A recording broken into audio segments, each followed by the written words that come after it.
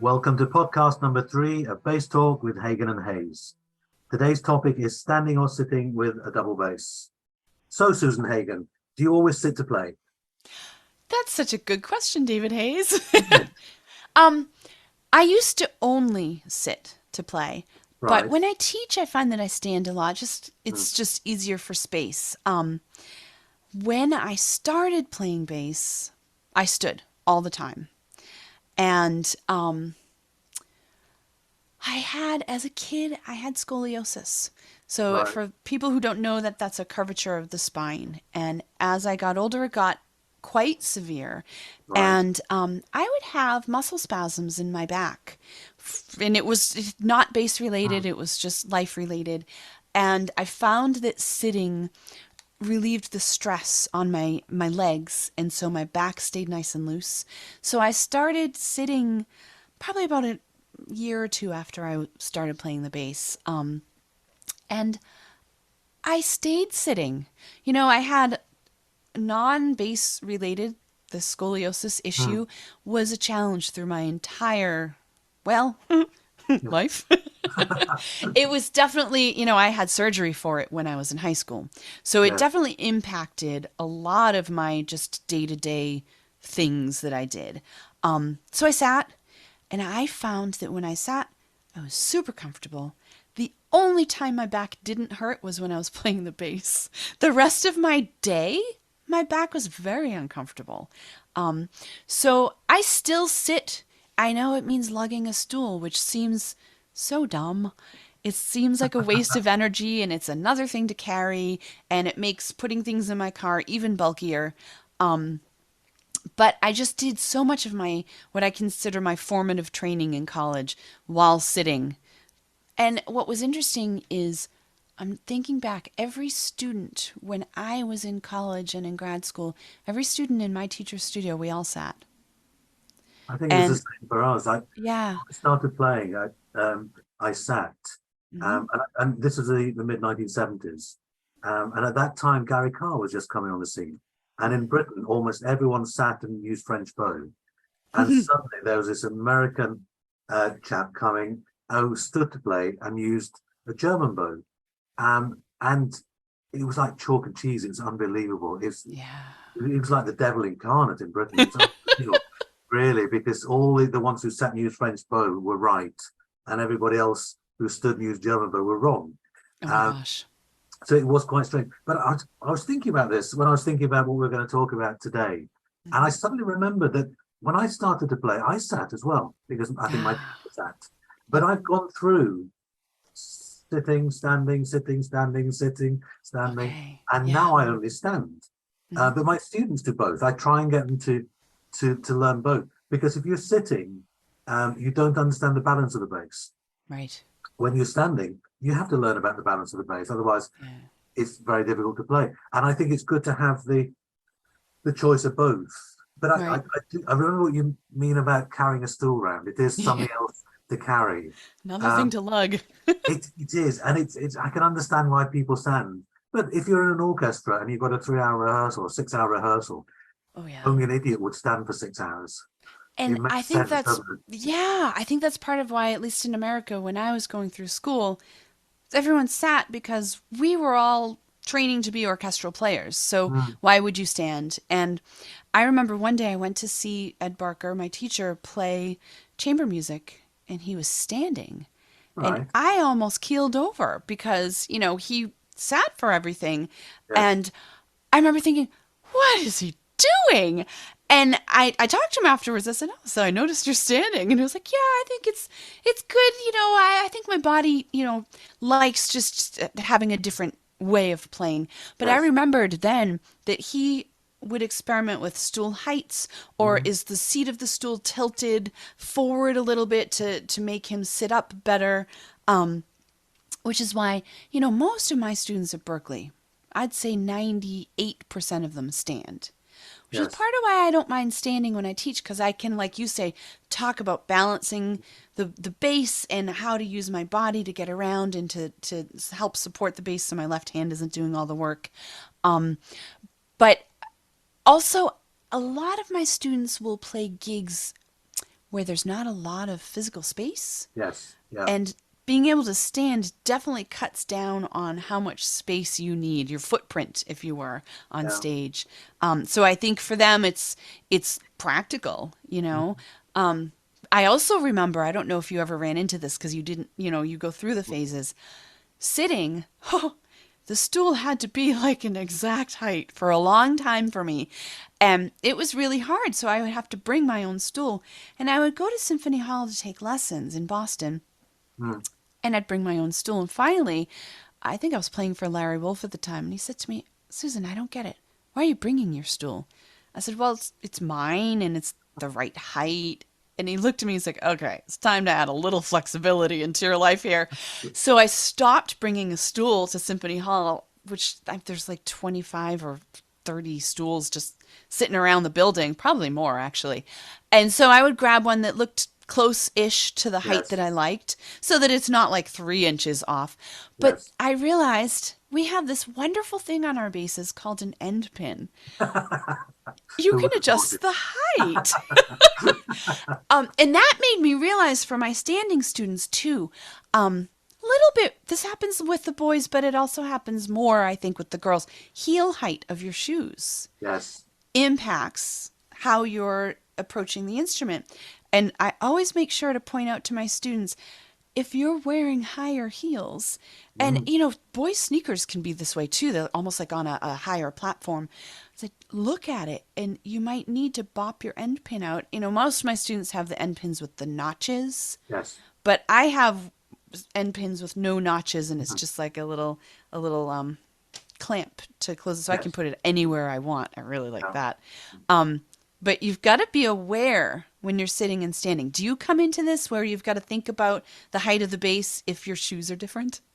All the time. And I say this to students because sometimes a student will arrive and they've got school uniform on. Right. Sometimes they're going to games or PE afterwards Hmm. so that they're already ready. So they're wearing different shoes. Right. And then they put the base at the normal height and suddenly it's the wrong height. And you Yeah. have to explain that it does change because of what you're wearing. But I Right. remember when I was in Prague with František Pošta, he always said, sit in the orchestra and stand for solos. And Mm. I thought that was really, really good advice. But then I remembered that in England, somebody, I think in London, somebody had said, well, all the notes are different. They're all in different places. And I thought, oh, yeah, they're right. And then afterwards, I thought, well, you could practice a bit harder and you could Right. practice standing and sitting. And so you know where they are. And then you have a choice. Yeah. But it was amazing with Gary Carr because Gary came in and I loved everything that he was doing because he was different. Right. And when I remember when we were sitting, the bass sat on you and that was it. It didn't move. Mm. But then the one thing I've realized is really you're almost as flexible sitting as standing Yeah. if you want to be. If you Yes. want the bass just to sit there, it will sit there. If you want Right. to have movement, you can Yep. still move even if you're sitting. Yes. And that's the nice thing. And the one thing I always tell my students is it doesn't matter whether you stand or sit, French bow, German bow player, you can either play in tune or you can't. It makes Right. no difference at all. Yep. But Yep. I do understand about sitting in an orchestra. Years ago, I once heard a Russian orchestra who came to London, Hmm. and half the basses sat and half them stood. Um, Mm. so I would have put all the sitters at the front row and all the standers at the back, but they didn't. They're Right. interspersed. So and it looked really quite untidy. Yeah. They played magnificently, but it didn't look good. Sure. And if all the basses are sitting, it does look quite impressive. It Uh, does. It does. We in the Boston Symphony there's one fellow who stands, but he's on the end of the first row usually.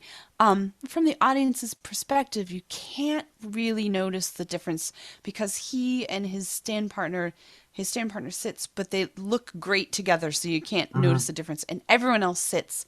yes. But that's one of the things that you were just mentioning, flexibility.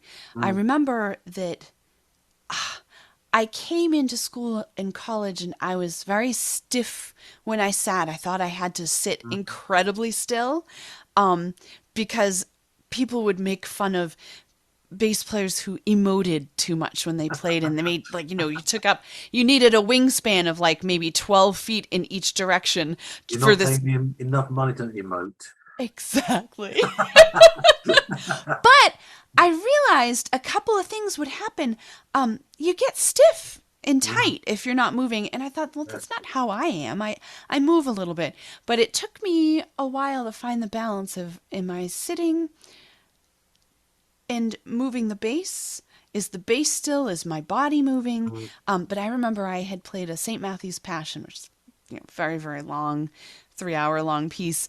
And an older gentleman, once again, came up to me at the end of the concert and he said, I loved watching you play. It yes. looked like a ballerina.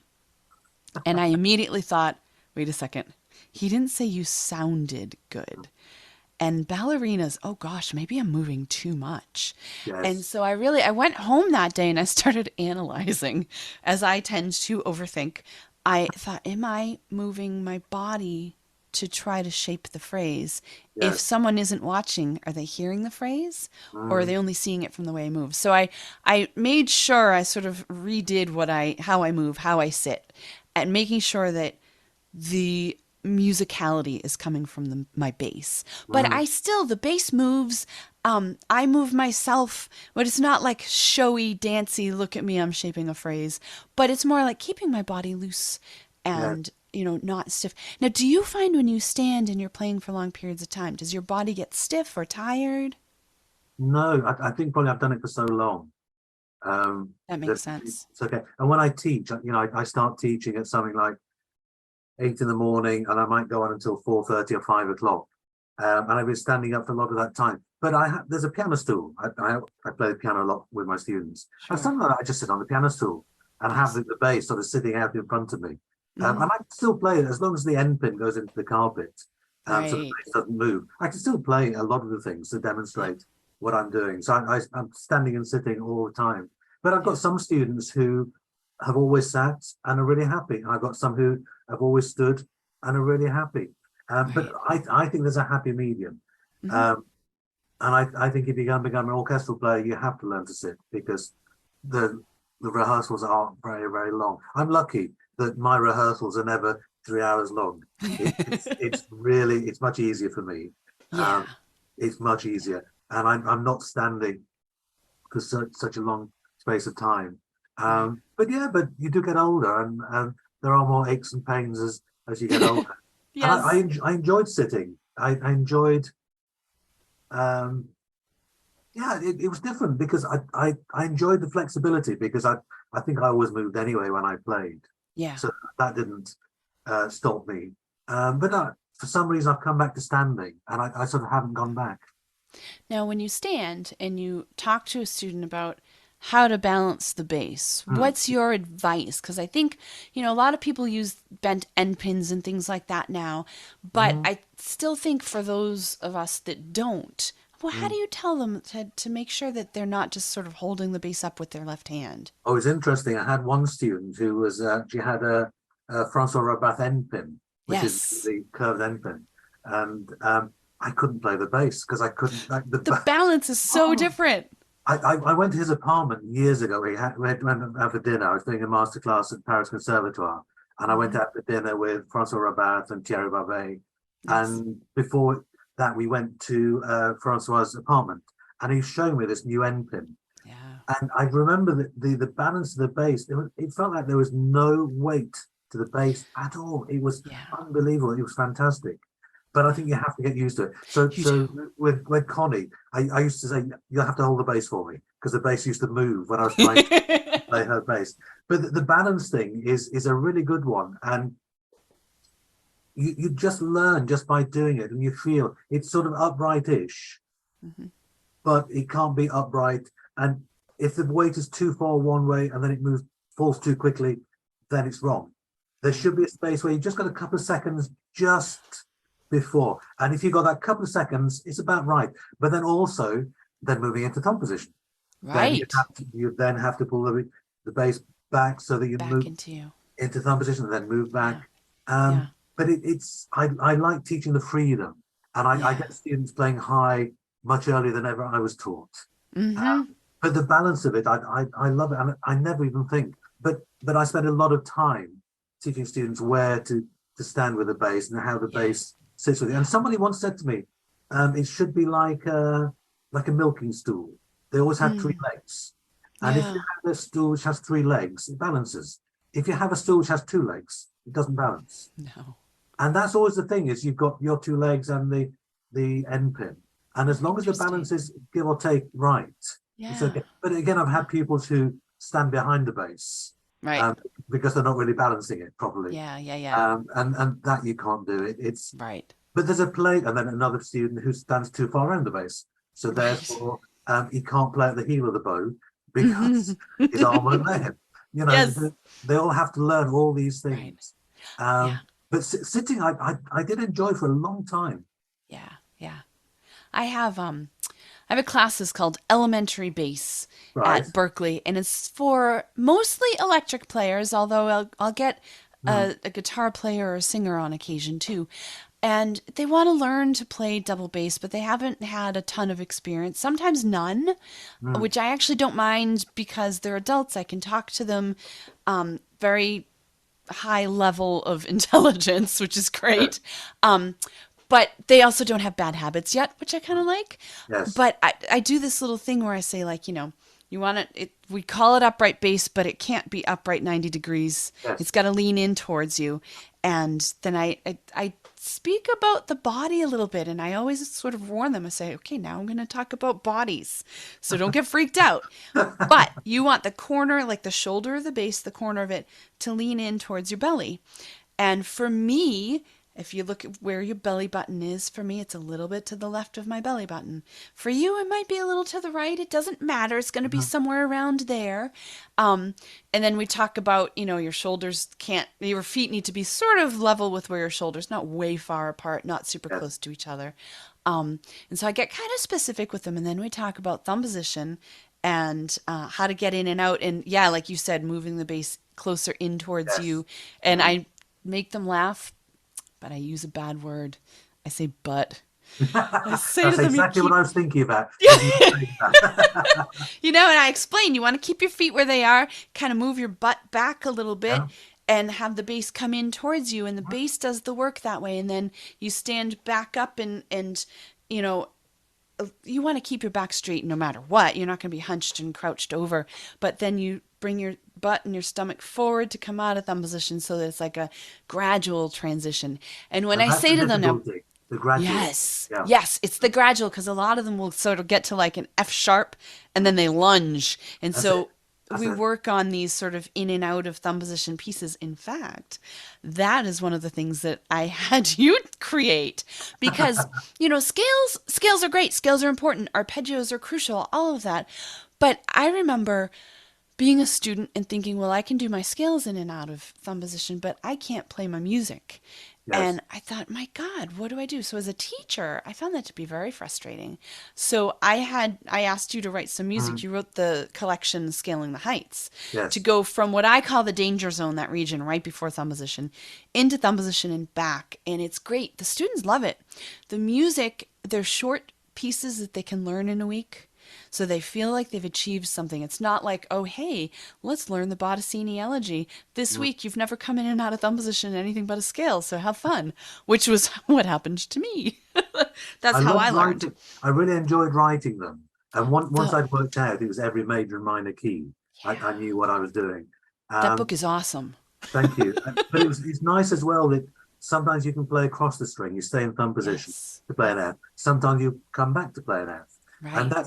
it's interesting to teach students how to where you're going to play an F and why you're going to play Right. the How to F. make that decision. And I've just Um, done that with the Hairful pieces I've written because they nice. got in and out of thumb position. Yes. It's like an extension of scaling the heights. In fact, that's how I used it this past Yeah. semester. It Mm, was great. They'd do some scaling the heights, and then I'd give them a hurdle piece, mm, which was also they loved because there was then a piano accompaniment. yes. So Mm, then there was a collaboration, and those are so well written too. thank you. Sweet. I've enjoyed writing them. Whenever I write, certainly if it's for younger players, which these were sort of some of my younger players. The idea was there's always an educational aspect to them. Yes. And I think it's important. But I was talking to a student the other day about this. I tried to make sure that I had hidden the technical issues within the music, Yes. so they don't know they're learning about Yep. positions and shifting and moving in and out of thumb position, and bow control and numbers of notes per bow and all these things. Yeah. Um, Well, but it's still there. I think the hope is if we as teachers do it right, learn the pieces and scaling the heights, they're going Mm, to have the technique to now get in and out of thumb position. Give yes, them the Sweet and Bohemia. Is that what that collection is Sweet and called? Bohemia. Yes, Yes. yeah, Give them that. Now it's music. They've yes, got the technical chops. They might not be like completely 100% reinforced because they're new. So yes. these pieces can help reinforce that technique in with music with beautiful pieces. I have to say those Thank pieces you. are gorgeous. And then when they get through those two things, the Scaling the Heights collection and the Sweet and Bohemia, they should be pretty unstoppable. But Yes. you do a great job of hiding it. No one's going to think, oh God, here comes that hard shift. They're going to be like, oh, this is that beautiful part where it just wants to sing. But everything I'm thinking about with those, I'm thinking in terms of scales and arpeggios and positions, Yeah. and where you move up the string, where you move across the string. So but as I said, I try to hide the fact. Yeah. And the Suite in Bohemia, I'm really happy with. It's quite a few of my students are playing them. Izzy, I wrote a legend for her, and Hmm. she's premiering that I think on the 4th of June, and she loves it. Nice. But she's an ex-cellist, so straight away she's still playing with, it's still a cello feel. She's not quite a bass player yet, Yeah. Yeah. because she's had to learn to reduce the number of notes per handshake. Right. Because being a Right. cellist, you have a sort of perfect fourth at least in your handshake. Now she Yeah. has just a tone, a step, which is it's completely different. it's quite a Uh, shock for cellists. it is, but she's suddenly understanding how to really make the bass sing, which is nice. And you were talking earlier about carrying a stool, Yeah. with a bass, which I remember doing, oh wow, many, many times. But I suppose the thing is, if you're starting to play the bass, you know it's big and cumbersome and you need a big car, and you probably have to carry a stool as well. And Right. if you don't want any of those problems, don't play the bass. Yeah, well, that's one of the things. My argument was in for a penny, in for a pound. I've got a big instrument. What's it matter if I'm carrying something else? And I used Exactly. to joke, oh, well, I carry the bass on my left shoulder. Like, I have a wheel, and then I've got the Yes. stool in my right hand. And I always joke, I say, it evens me out, which is a big lie. It just means I'm carrying something else.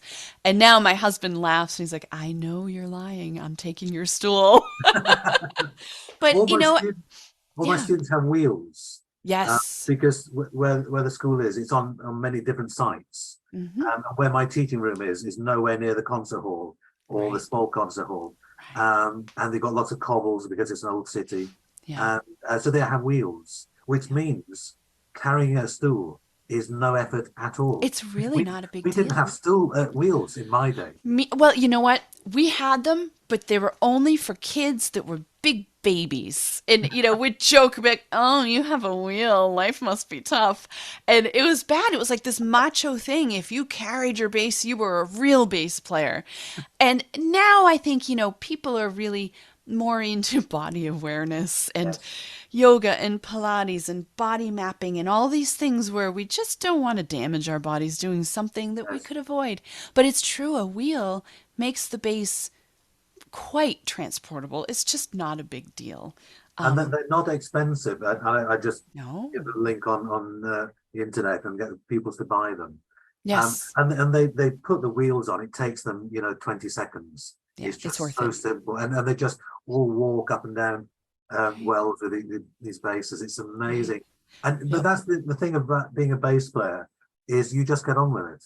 You do. It's I think we've got no choice. If you want to play the bass, often you're going to have to carry a stool.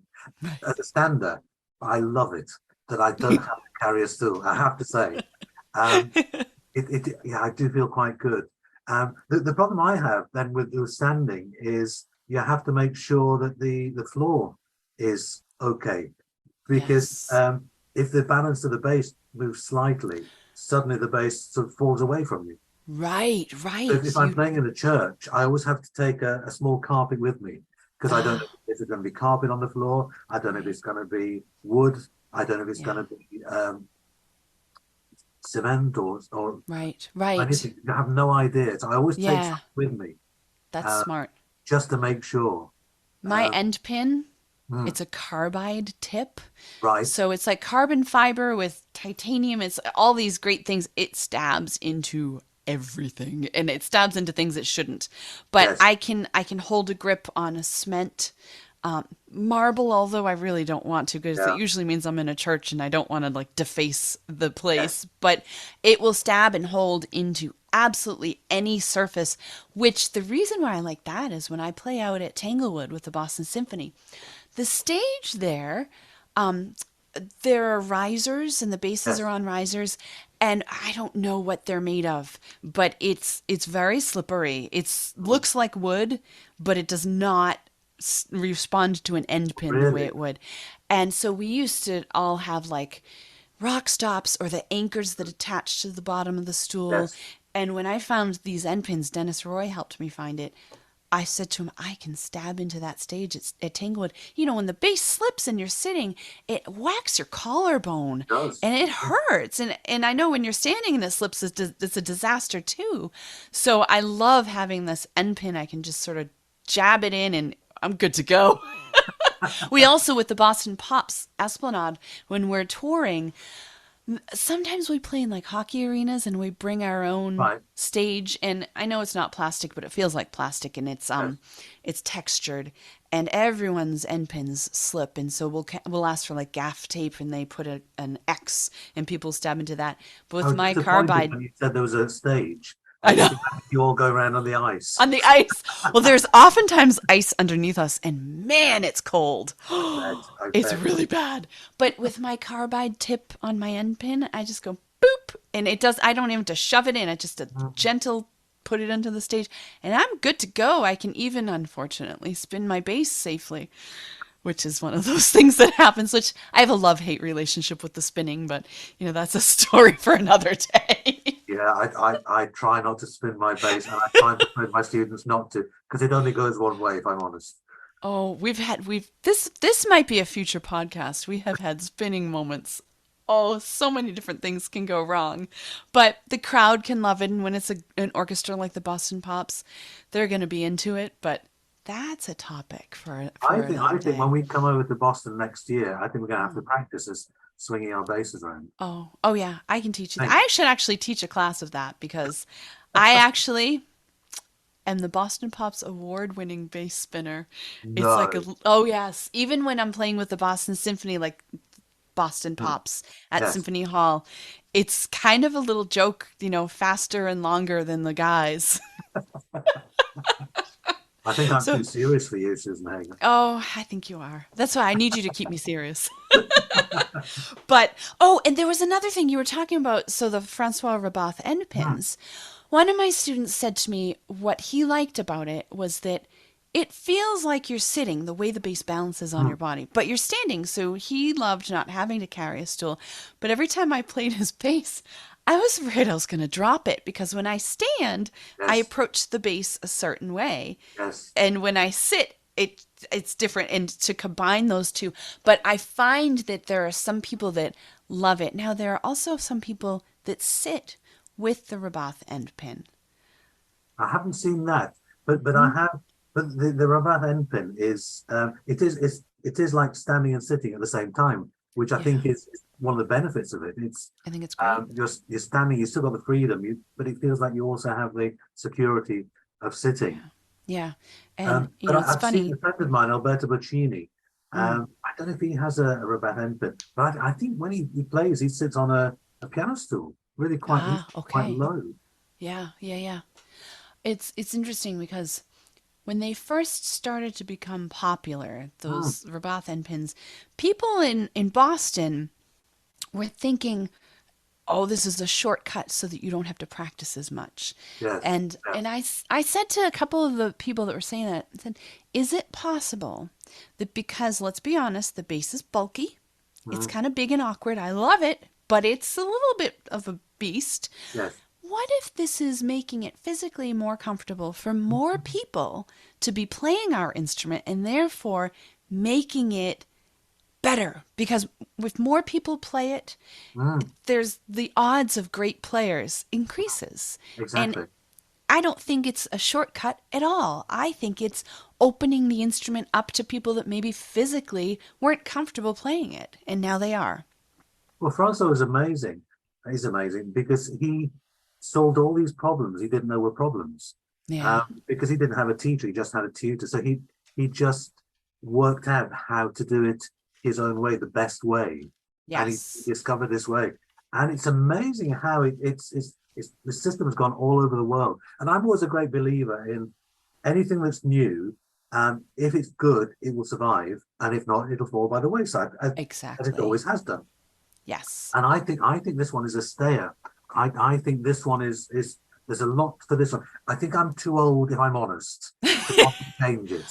I don't Uh, know that if it's that you're too old. It could just be that you're so accustomed to playing the way you yeah, are. it's. I'm sure I could get used to it, but I Yeah. think at this stage of my life, I think I Don't don't. want I to. but I can see the benefits of it, and Yeah. I hear many great players who do it and really swear by it. So it's and anything that which I think makes our life better and easier is great. Hmm. I have no problem with anything. Yeah. And standing and sitting, it's in wow, in the 1970s there used to be so many arguments Oh about, yeah. and it's always from the sitters of why they were right and everybody else was wrong. And I think that's why I became a bit more liberal about everything. Yeah. Yeah. One of my teachers was called Gray, Lawrence Gray, really great chap. And he always said, be like me, be grey, not black or white. And I There said, yeah, you black go. and white creates wars. The grey in the Yeah. middle, yeah, we all get on.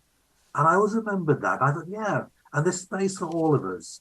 And because you want to sit and I want to stand, it doesn't mean either of us is right. Right. We're both right. Yeah. It's I right for really us. I agree with this. I think there's no wrong answer. Mm, There's the right answer for you. yes. And Mm, whatever makes us comfortable mm, is great. It's the way to do it. And I'm a lot like you. I kind of live in the gray because I mm, don't think that I'm right. I think I'm right for me. I yes. like I like sitting. I like French bow for me, but it doesn't mean I don't play German bow. It doesn't mean I don't stand. It's just this is how I'm most comfortable performing, and I don't try to convert my students to play the way I play. I want to find the way that's comfortable for them and makes them play their best. And That's I right. kind of That's a good think way. that's the important thing. It's Mm. each one of us has a right answer for us. I think that's a good way of looking at it. And it's finding what's the right answer for you. Yeah, But I still think sitting in the orchestra makes sense. I I think so. understand that completely. It I think doesn't make sense to stand for 6 hours a day. I don't think so. I think it's just hard on everything, your feet included, you know? Exactly. Now Um, I'm so old. Maybe I should go back to sitting. well, none of us are getting any younger, so, but I think this is great. So, it's not a right answer one way or the other. I think you find what's best for you. And I love it. I think that's great. Sitting and standing. There is no Well, wrong answer. I think we've sorted that one out, Susan Hagen. Perfect, David Hayes. Well, thank you everybody for listening to Bass Talk with Hagen and Hayes, episode 3. Would you like to be our sponsor? If so, reach out. We'd love that. And everyone else, we would love to meet you again on our next podcast. Stay well. Bye.